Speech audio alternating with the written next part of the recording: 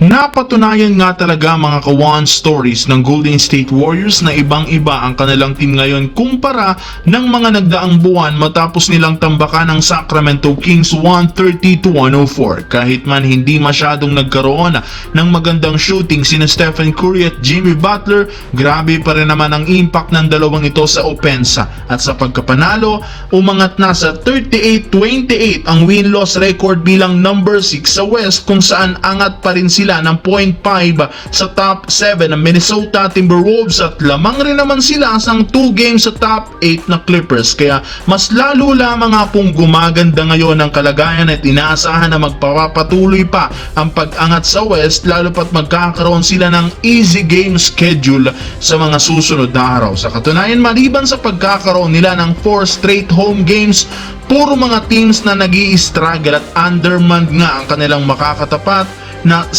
dapat samantalahin upang makakuha ng panalo at umangat sa standings bago matapos ang regular season. Sa kabilang banda, maliban sa pagkawala sa Lakers ng mga key player na sina LeBron, Hachimura at Hayes, isa rin naman sa mga sinisisa ngayon sa patuloy na pagkatalo ay ang kanilang bagong sentro na si Alex Len na nakapagtala ng 2 points, 3 rebounds, 1 assist bilang starter, at wala rin naman itong impact sa depensa. Mismong si Reggie Miller na ang nagsuggest na gumamit na lang ng small ball ang Lakers kaysa paglaruin si Alex Len, since hindi rin naman ito tumutulong sa scoring, rebounding at depensa. May ilang mga fans ang nagsabi na kailangan na nga itong tanggalin since bagsak sa 0-4 ang Lakers sa tuwing pinapaglaro ito. At kung sakali mang i-waive nila ito, mas mabuti nga daw na ipalit sa kanya si Dwight Howard na maaari rin naman bigyan ngayon Rob Pelinka ng kontrata. It's either regular contract o di kayo 10-day contract habang hinihintay nila